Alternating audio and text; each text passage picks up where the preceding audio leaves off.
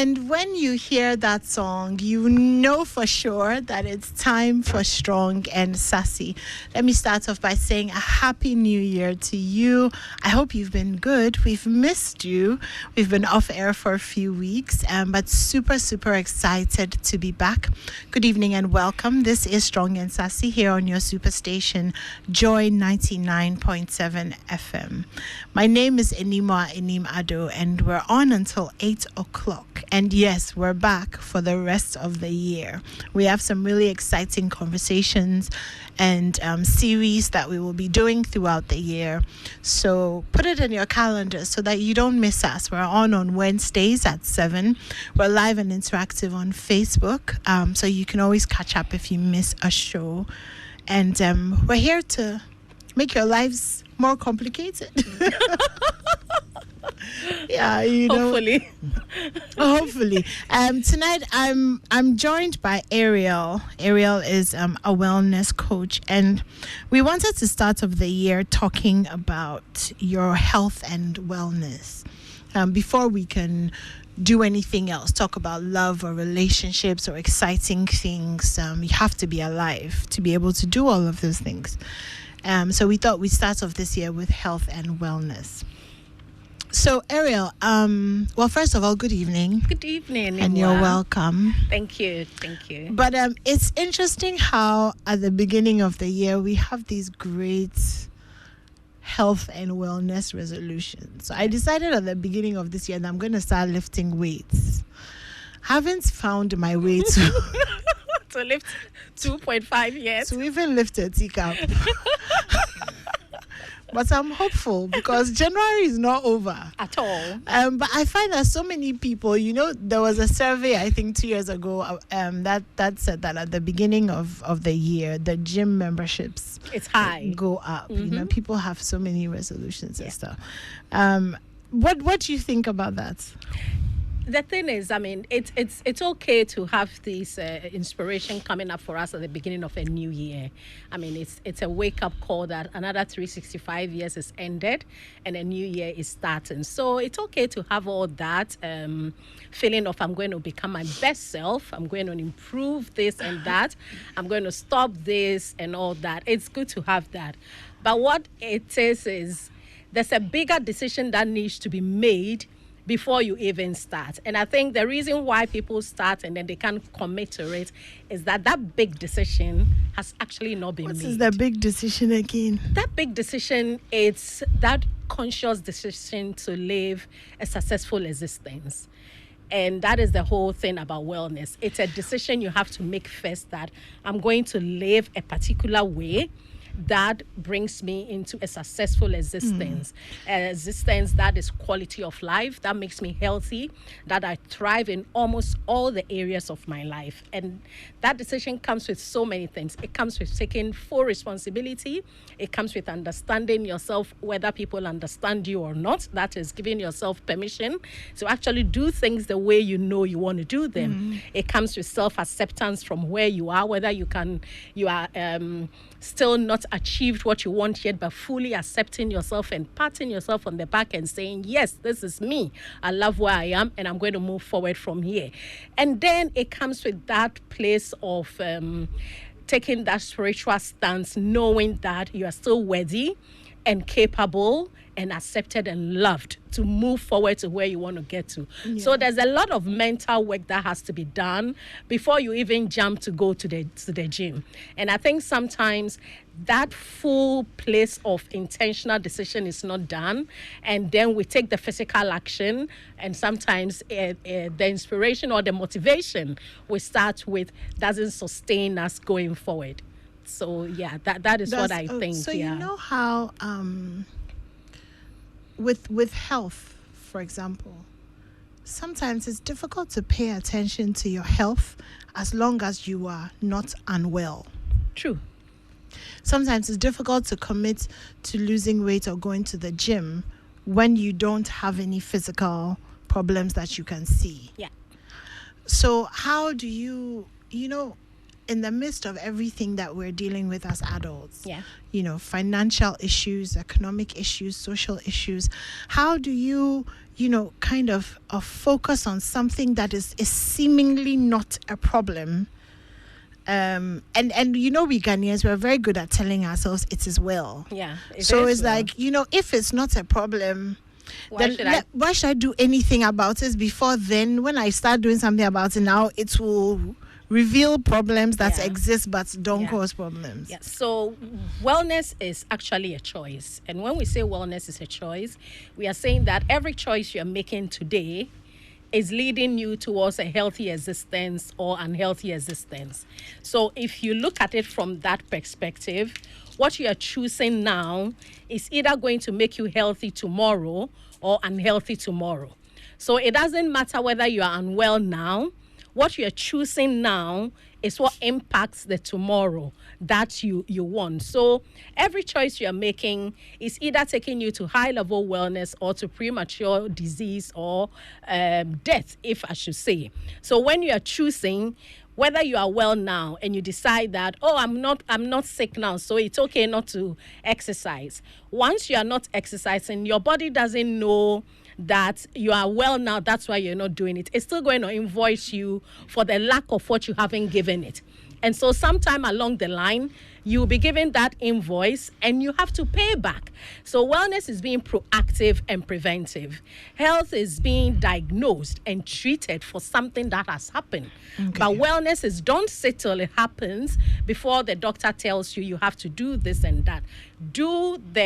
Be active and pursuing choices that prevent you from getting unwell.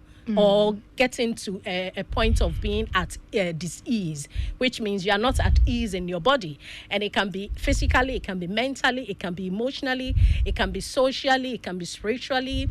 All the other dimensions of your life, you can be at disease at this area. So every choice you make now impacts the next one. That is why you don't have to wait till the problem comes before you consciously, take steps to do it. Because at the time that the problem or the disease have come, it's more expensive to treat it or to deal with it than now that you have the energy to go for a walk for 30 minutes, why not do it? At the time you've been diagnosed with a stroke, a scare of a stroke, it's even difficult to walk 15 minutes. Yeah.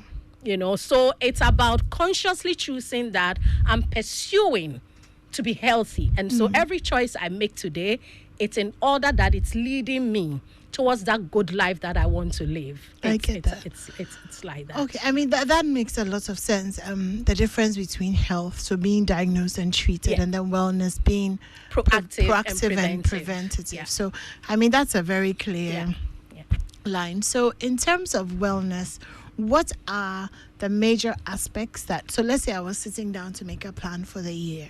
What are the major aspects or what are the groups that I need to put down, and then we can take each group at a time and then see the action plans for them. Okay. So there are 8 dimensions that constitutes the whole of our lives. Every area of our lives have these 8 dimensions, and these 8 dimensions are intertwined, and they are all competing for your attention. Okay. They don't know whether you are focusing on nutrition now, and so you forgot emotion. So all these areas need some balancing. Okay. So wellness is all about moderation and balancing the wheel of your life so that you are not tipping to one side and losing balance. So physical well-being, social well-being, emotional,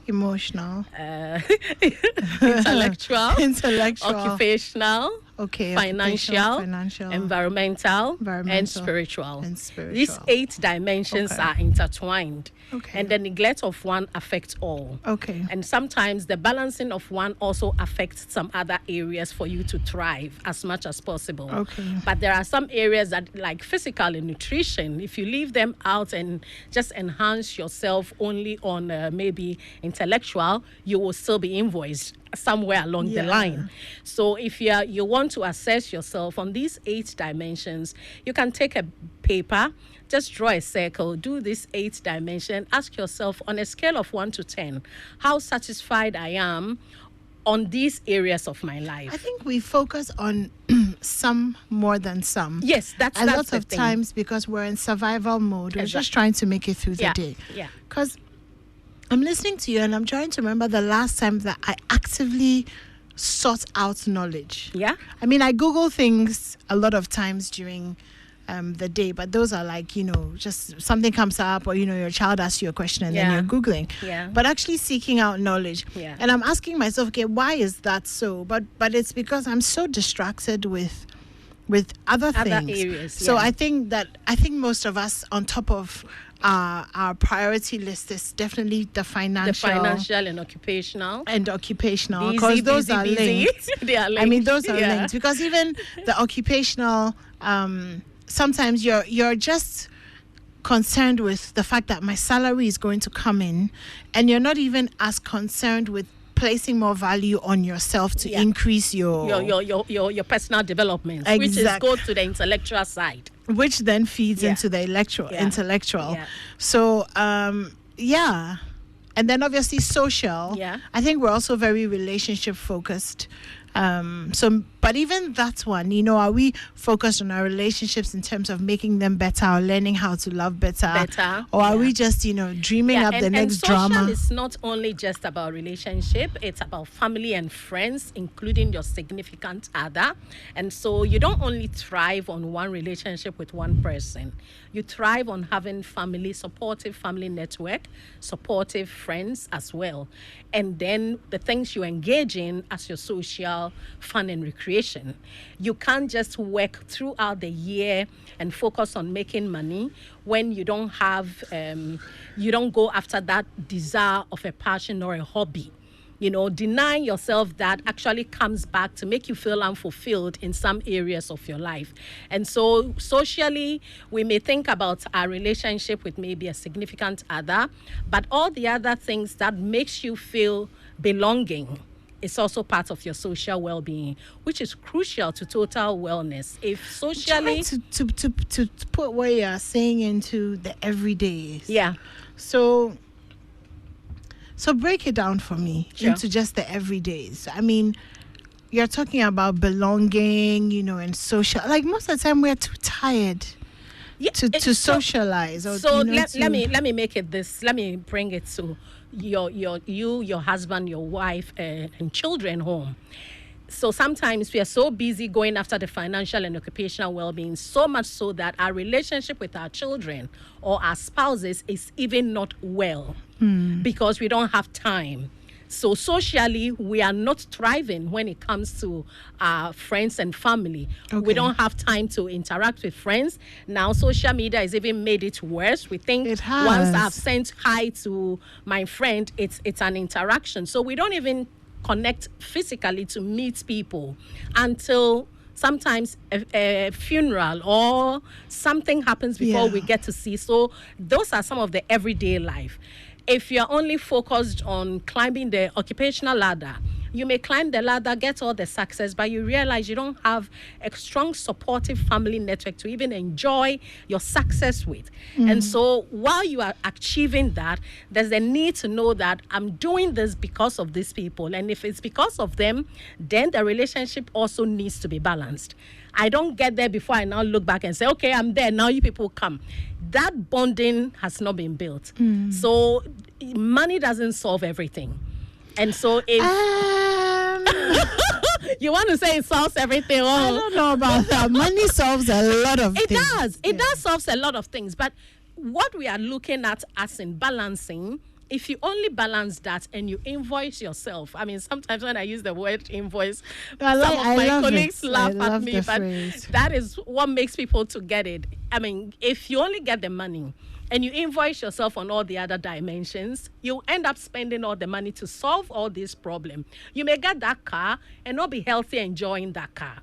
So as much as that is very, very important, the other areas too can't be neglected or, not balanced, so that when the final thing you want comes, you should be able to be there fully to enjoy it. That's why recently I was thinking, when someone says I'm not well, do they mean I'm sick or I'm not well? Because wellness is not just the absence of disease. The fact that you don't have malaria doesn't mean you're well, you know. Okay. And so having that car and not fully well in the car doesn't make the car enjoyable anymore, you know. So we need to look at life a bit more holistically than just, as you said, we focus on one thing and we want this, and so that's all we focus on. The other areas also are equally important. If you are not emotionally well, you can't be a good leader. You can't be a good team player. You can't be a good anything. Anything, yes. So once you are not debriefing your emotional problems well, once you are not finding ways to distress yourself from things that are toxic in your emotions, you go to work and you are always irritated at your colleagues, which is not healthy. You can't even focus. It affects you productive wise. You can't be productive. It leads to some headache along the way with all the stress will lead to now affecting you physically, and on and on and on. So one problem can almost affect all the other dimensions of your well-being. Let's talk about emotional wellness for a second. What does that mean?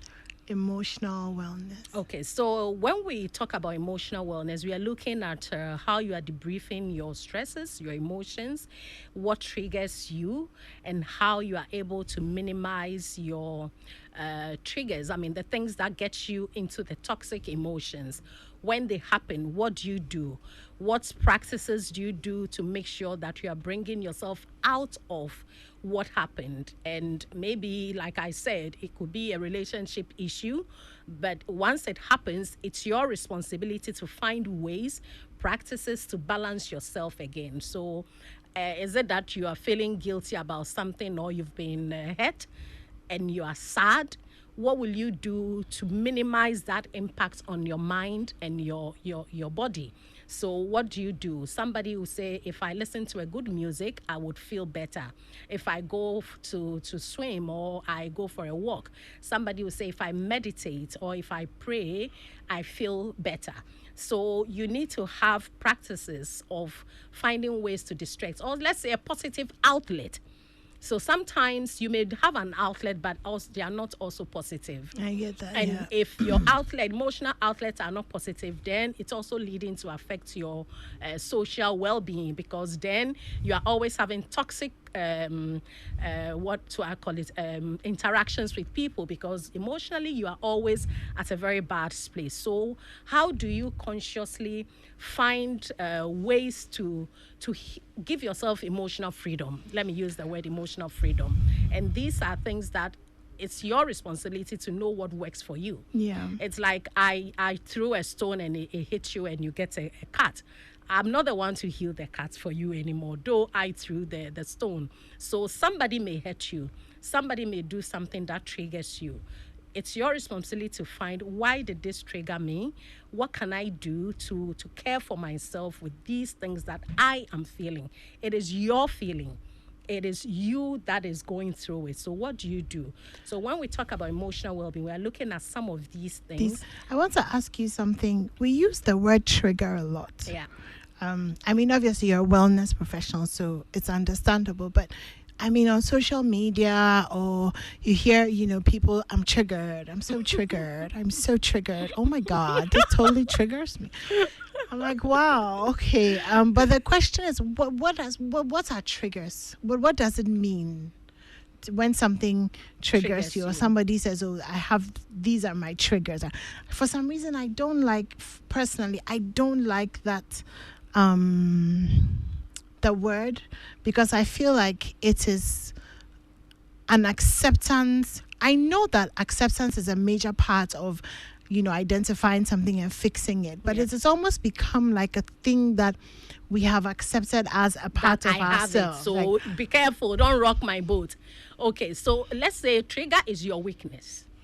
So if something triggers you, it means it hits a wound that you have. That's why I said the feeling you're having, it's you. Sometimes. Okay, so pause there. So a trigger is something that hits a wound that is already existing there in your system.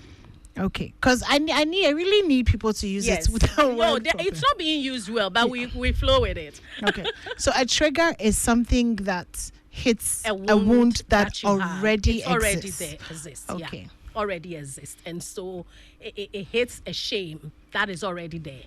it hits a fear that is already there, a guilt. And sometimes what is already there is subconscious and hasn't been identified. It hasn't been identified. And so that is why becoming self-aware and conscious is helpful in the wellness journey. So you can know, why did this trigger me? What is there? Why did anyone not greeting me made me so like this? I do this to myself. When I get upset about things, I ask myself the question, like, what exactly is your problem? Yeah. What exactly is it that's worrying you? It's one of the most difficult questions you can answer to yourself. Yeah, it's true. Because it really means a certain level of honesty that sometimes we don't want to do. I'm glad you are saying it and not me. One of the process in our wellness journey is being very honest with ourselves. And if you don't get to that place of being honest with yourself, you will hide behind the blame and thing. Bad behavior. Yes, blame thing, and you will never face your own self. But the journey to this transformation is first facing your own self before you be able to understand why all these is happening. And so trigger is something that is already there, a wound you have covered up for how long, and so something happens and it hits it and you're like, okay, I don't like this, you did this and it made me feel like this. You felt it. Yeah, but so the question then is, so why did you feel like that? Yeah. And so you have to find why it makes you feel like that. And there are several things, and everybody's own is different. Yeah. It's different. Yeah. It's different. All right. So I mean, now that we've sorted out the trigger the trigger issue, I mean, we can move on to other aspects of emotional wellness. Another phrase that gets thrown around a lot is trauma. Yeah. Again, my trauma. Do you want to talk to us about trauma? Okay, trauma. We have a few different types of trauma. I mean, we have past trauma, we have current trauma, we have things that are happening immediately that you can call, I was traumatized by this incident and all that. But when people are talking about my trauma, they are talking about past things that might have happened, especially during childhood, that sometimes we are unaware of and we haven't dealt with. So traumas are mostly emotional, toxic over the years or from childhood. I mean, I can do assessments with people and I can find that being abandoned as a child has traumatized them to the extent that they are always trying to fix not being abandoned again. And so trauma can be something that you were dealt with in the past, not because you were not it was intentional, but it was just a process you might have gone through which wasn't loving enough, didn't make you feel safe enough, you didn't feel supported enough, and so you picked some wrong understanding of that process. And so you have had a trauma about it. Now when you grow up, you are trying to avoid that thing not happening again, and so that fear is there. And in avoiding that fear, you actually always go back to that trauma. Anything happens and you trying to look at it through what happened when you were a child. And like I was saying, if you were brought up in a home that as a child you were made to become an adult, I mean, that's one of the areas I've seen people who became adults when they were young. So they grow up and they are fixing everybody. They are trying to hold everything together, and then they are tired, but they still can't stop. So when we talk about trauma, it's a whole broad conversation, but it's also become a social media word trauma, and it's used out there. But there are different, it could be something that happened just through, maybe you were driving and something happened and you say, oh wow, the way the car hits the other car, I was traumatized. So it's a word you can use in everyday language, but it also is a psychological word out there. But the thing that scares me the most about being a parent is traumatizing my children. Exactly. Because a lot of times when you hear people talk about trauma, it's things that happen when you were a child. Exactly. Yeah. And you hear and sometimes I think that mothers have a really hard task, because the emotional well-being of your children is basically on your shoulders. It's and so sometimes you're tired and maybe you're in your room and you've locked the door, Yeah. and the children are trying to come in, and you just need some quiet time. And then they start interpreting it wrongly. And then 15 years later, they have these rejection Yeah, issues yeah. because mommy's door was always closed, and you're Closed. like, it had nothing to do with you. So it's I'm saying this to say that sometimes before we process things into trauma as adults, or when you think that there's some things that you have trauma about, really sit down and think it through the eyes of an adult. Yeah. And I think that for me, growing up, there are lots of things I've forgiven my mom for, not because she's apologized or because she's even said I'm Yeah, sorry, yeah. but because as a mom now, I understand. That was what she knew. It's not even that, but I understand the pure and the sheer tiredness.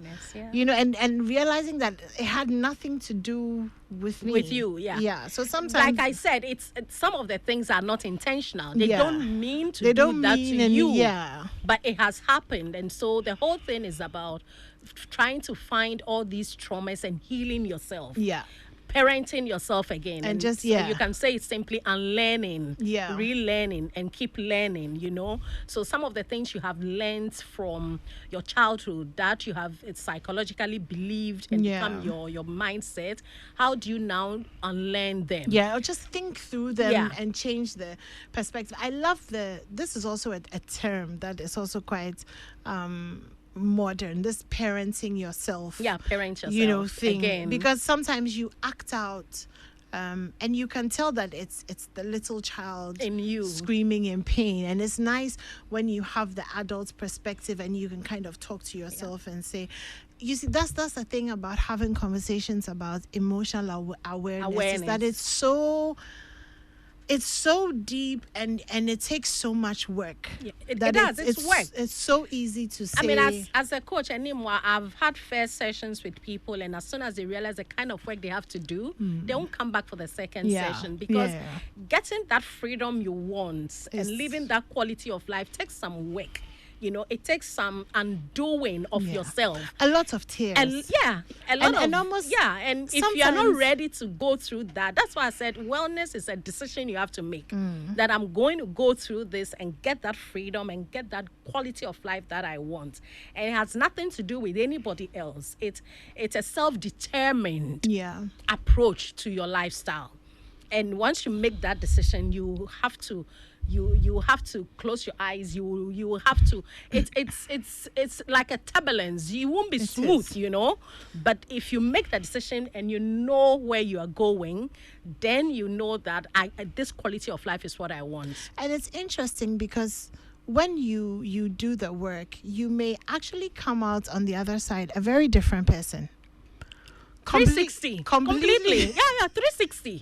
Completely different. 360. You'll be a different person. So, for people example- will not recognize who you are. For It's example, and this is just my thing on. I mean, a few years ago, I people always see me, and it seems like I'm a very outspoken, person, kind of all over the place. And then, I spent some time kind of just dealing with a lot of things, that had happened in my life, and I find out that I'm actually a very calm, quiet person. I don't need to be seen. I don't need to be heard. I don't need to be validated. I don't need, I'm happy to be you. And so I find recently that a lot of people who knew me from back then, I was like, oh, you're so calm. Oh, you're very quiet. Is something wrong? And I'm like, actually, I'm not. My insides are not buzzing Yeah. with needs Yeah. all the time. So I don't need Yeah. that much attention. I don't need that. Yeah. But I'm just saying this to say that and to encourage our listeners Yeah. that one of the best things you can do for yourself is is to find do the yourself. work. Do the work. It's true. Is to do the work, Yeah. especially if you've gone through big things like a divorce, or you've lost a parent, or you've lost a health child, or issues. health Yeah. issues. It's important that after the physical is healed, You do that the you inner do work. The inner work. Yeah, It's that you very do important. there. Very, We're very advocates important. for inner work this Yeah, evening. yeah, yes. This evening we're advocating for inner work, and it's so important for all the other things. I mean, once the inner world is balanced and calm, the outer world is much easier to handle because Yeah. we live from inside out. Yeah, we do. It's not from outside in, and so when you get the inner health well, then the outer health and the outer things too, you get a better perspective of On it. them, and then you're more equipped to handle Yes, them. to handle them. So yeah. we're gonna open the phone lines soon, but our text lines are opened. It's 055 1111997 055 1111997. We'll be opening the phone line soon. Let me take a few of our messages and then see if there's anything we need to respond to. Taxpayer says this shade is to who it may concern. Holiday no be pension. Welcome back. Wow.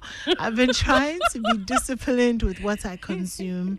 Fruits or vegetables as breakfast, something heavy for lunch, and vegetables for supper again. But it makes beans. It has beans. Not easy to keep up at all. Most importantly, the prices of fruits and vegetables is a killer. Like today, I was determined to have a banana as lunch, but sipping wine and chewing chicken kept knocking. The devil is a liar. Wow. I like this guy. I know, right? Benito Beda from Nungwa says, Happy New Year to us. Happy New Year to you too. Great conversation. As for coming to complicate our lives, you're on course, yes. Now I'm listening and asking myself a lot of questions which I'm not able to answer anyway. But hopefully I will try and find the balance as time goes on. Well, self-awareness is fundamentally the first step to kind of fixing anything.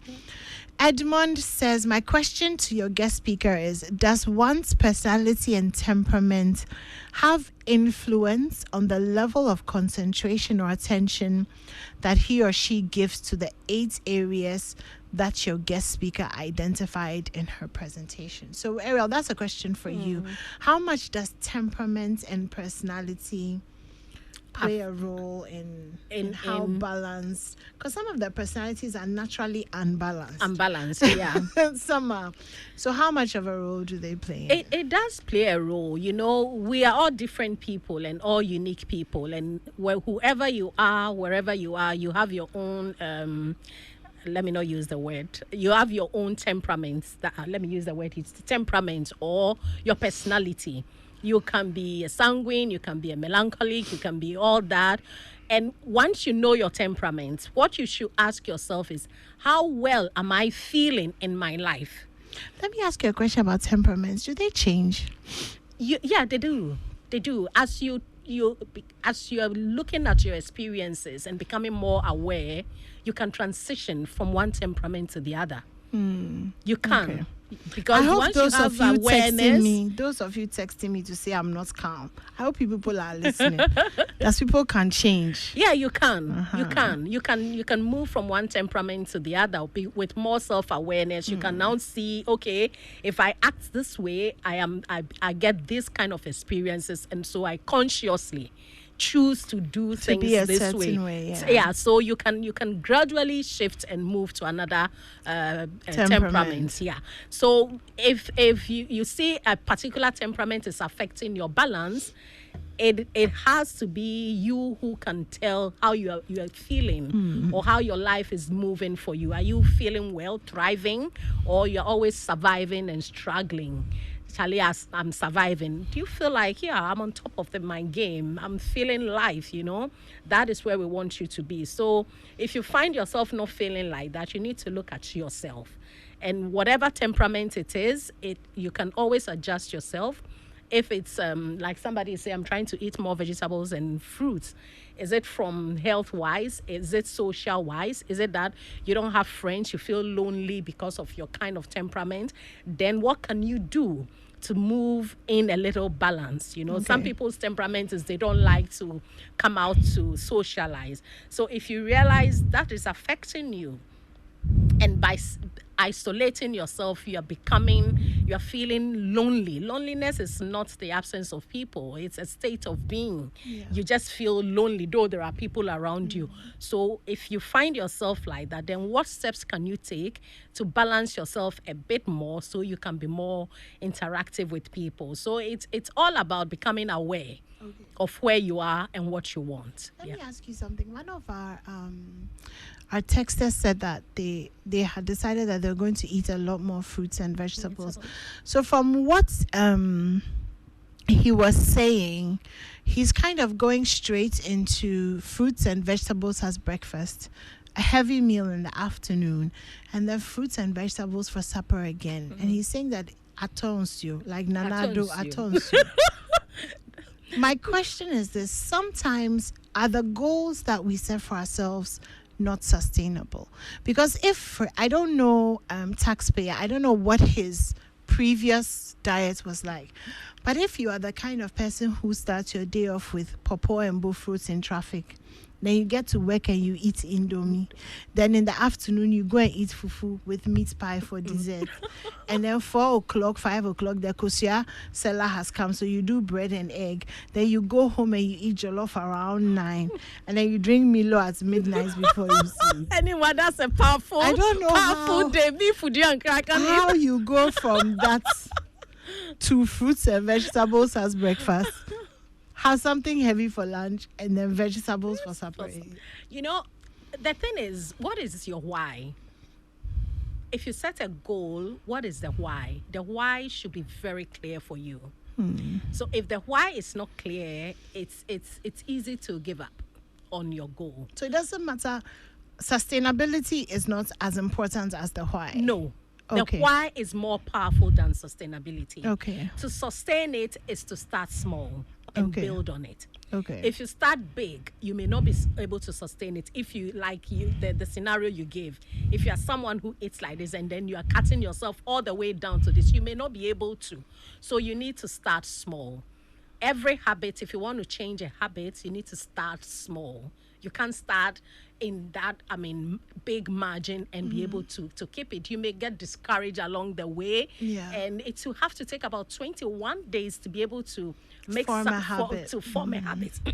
Sorry. It's okay. To form a habit. So if you start big and the change is so much, you can lose the whole thing along the way if your discipline is not very strong.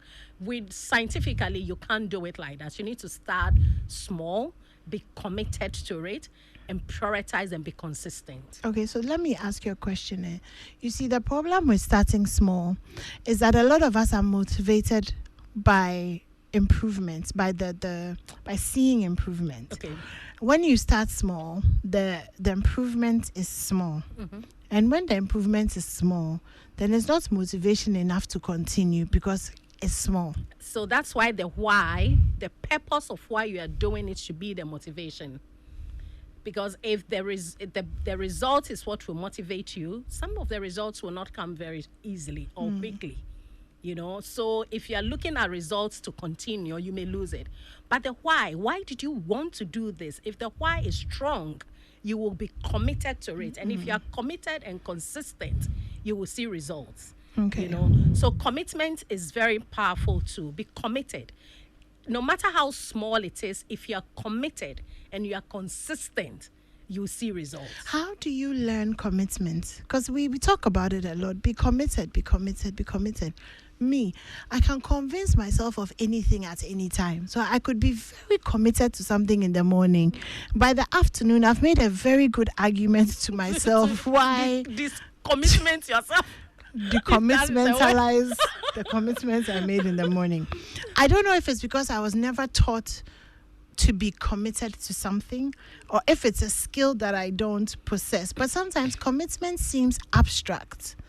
Commitment is part of discipline, and I would say commitment is being committed to yourself. Sometimes the reason why... So for example, wait, let me ask you a question. So let's say in the morning you look at yourself and you're like, oh, I really want to lose weight, for example. And at the back of your mind, I'm committed to myself, my happiness, my well-being. So in the morning, you have like a salad and all of that. By the afternoon, you are hungry. You see, your commitment goals have changed.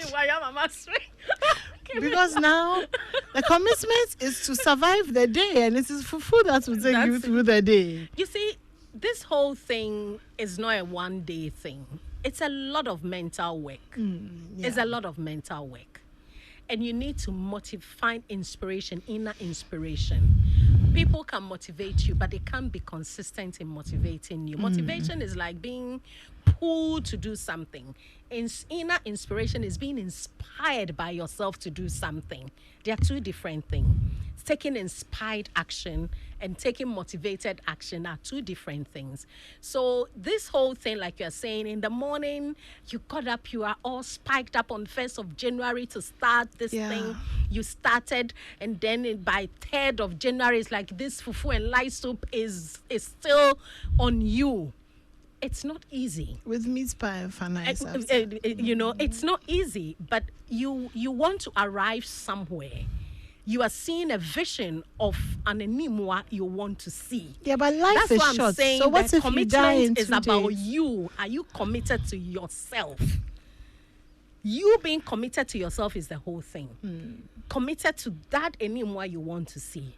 And as much as life is short, you know that enimwa is the one that wants to enjoy this life that you want.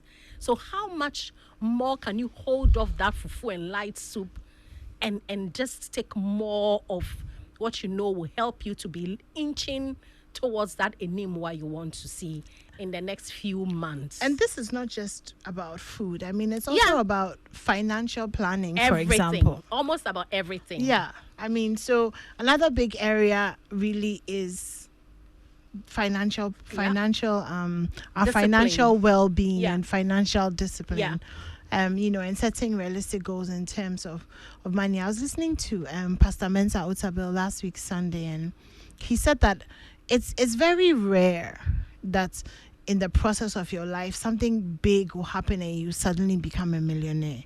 Most likely, is little by little, kakra, you put it together, good management, and then you get to a place of some sort of financial stability, which is relative again, because some people are financially stable on 500 CDs, some people are financially stable on you know what I mean. So how do you position yourself to create an atmosphere of financial wellness? When you are at full capacity of your earning potential? Okay. So when we talk about financial well-being, we are looking at how you are balancing what you have right now. How are you balancing it? How are you budgeting?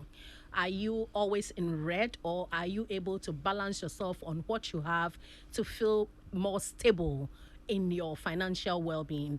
Because if you are not balancing and budgeting what you have so that you can go with it till another one is coming, then you are always stressed out, and that affects the other areas of your life. So learning how to plan your spending is something we are not taught. We were not taught to plan our even grocery shopping. We just go and we are taking. We just see this, we want it. We're not taught to plan out how we spend. So to improve on your financial well-being is to learn how to plan.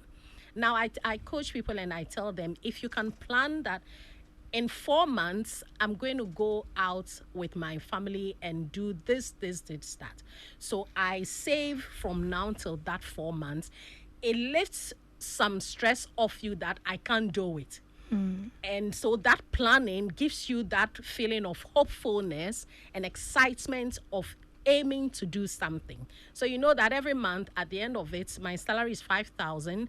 I put 200 away every month so that by 4 months I have this amount. Me and my children, every 4 months we do this. That makes you know that you are living your life and planning towards the things you want to do. It takes some stress off you. But when there's no planning on your lifestyle and the things you want to spend on, it's like you're always anxious. When can I do this? And then we do things without planning and we are always in red. Yes, but you see, there are also some things you can't plan for. There are some things you can't plan for, but there are a lot of things you can plan for. So some of them is also saving. how do we save? I mean, this year, my club, we are doing challenges. This year, we're already on a 3-tier challenge already this year to detox and exercise and sleep well to balance ourselves from all the toxic eating and all the things from last year. We're also starting a savings challenge. Everybody is getting their susu box. We are trying to encourage people to learn how to just save even 10 cedis a day. And then December 15th, we're all going to break our boxes. Now, putting yourself through that, start teaching you a financial mindset. You know, you are learning to be honest with yourself. You are learning to be committed to yourself to save 10 cedis a day. It gives you a shift of mindset, and money is about is energy. How we think about money is how we spend money. And so when you shift your financial Also mindset, how we attract money. yes, also how we attract money. I didn't want to use the word It's attract. fine, go ahead. So when you shift your financial mindset, it also shifts how you spend your money. And so if you start knowing that I'm saving towards something, it changes how you spend money on things. Sometimes we are in car, we see things we buy, we haven't planned on buying, not because we need it. When we start becoming aware of the clutter in our homes, in our wardrobes, in our bedrooms, in our offices, everywhere, we realize we've spent money on things we don't really need in this immediate time. So when you start doing some small budgeting and planning, it shifts how you spend money. And that alone will start raising your financial mindset. Yeah. And to be financially independent, you need to change how you think about money. So I heard somebody quite prominent, he's been in the news a lot in the past week, grant an interview to a blogger, and he said that money is his girlfriend. And even when he's sucking her, she doesn't go. You know, I just read a book. It said money should be your bitch, and now I've been saying that money is my bitch. You know, you should money should work for me. Money is my bitch. You know, if you're afraid of money, you know it's something else. But when you should know how to deal with money. It's a whole big, broad conversation. It's a whole conversation. On its energy own. And the aura of money, of money and all that. We can't deal with that today. No, we can't. But I'm taking. But let's start from somewhere. And, you could say money is your boyfriend. Money is my boyfriend. Money is my husband. Money is my bitch. So so that's on financial planning. So taxpayer came back to defend himself. Taxpayer, I was just using examples. Wasn't talking about you specifically. Oh, we don't know what he said. That he doesn't eat a lot. He only eats sometimes once a day, and then because he hasn't eaten anything, he's very hungry. Then he eats very heavy in the evening, and then it makes his stomach hurt. So definitely not the best dynamics in terms of spreading out your calories for the day. So try to do the breakfast, lunch, supper thing. Some people say 3 times, some people say 5, some people say there's so much. For me, it's not about abstaining necessarily. It's about moderation. You know, wellness is not about abstaining from all the things you like. Anymore, I eat everything. I eat everything. I'm a foodie. I love food. But in moderation. You know. Everybody's moderation is different though, bro. But you should know how you are feeling. And for me, one of my goals this year is to practice my strong yoga morning and evening. Okay. You know, after 50, a lot of things change physically, and you need to do a lot of toning to get certain things. I mean, the way you want them to be.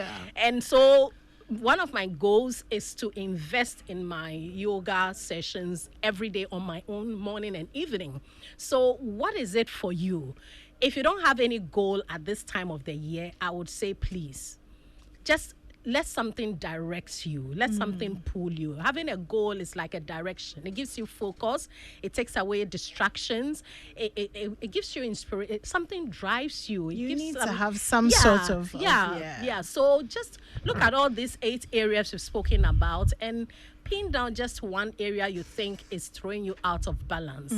And just make one small decision to change. That I will do this, or I will become this in this. I'll stop this, or I'll do this to improve this area. And that will give you some form of fulfillment that I'm doing something to arrive somewhere. But if you're just in it, just say then you are just in it. So let something pull you, something give you that focus that you are going to arrive somewhere. And the sky is the limit. I was I was at a program just before come and said everybody can get an aeroplane. The sky is big. Yeah. So big enough for improving all of us. ourselves is not an end to be achieved. That's the whole wellness thing. Yeah. You can't end it. You can always expand and Yeah. become better. And so aim at something. Aim at something, just as small as it can be. Let that be your focal point for 2024, that I'm arriving at somewhere. At something. There's a saying there's a saying that says, if you don't know where you're going, any road will take you there. Exactly. Which sounds quite adventurous, but then again, I don't think you want to live your life not knowing where step. you are going. Yeah, exactly. So anyway, so that's it for us for today. Thank you so much for listening in to Strong and Sassy. Ariel and I will be back Saturday morning, Home Affairs. We're talking about couple goals. Yes. So tune in Saturday morning, 6:15. We'll be talking about different areas that you should focus on to make your relationship super strong for this year. A big thank you to the whole team, Mirabelle, Abigs, Crispy, supporting panelist Kofi Hayford, who's coming up next with the Overdrive. And Abeku is trying to tell me. Oh, it's Iggy. It's not Kofi. Why did I think it was Kofi Hayford? It's Iggy who's coming up next after us. But coming up next is the news. My name's Enimo Animado. I'll see you Saturday morning at 6:15, and then of course we're back here at 7:00 on Wednesday. Stay safe and stay tuned in.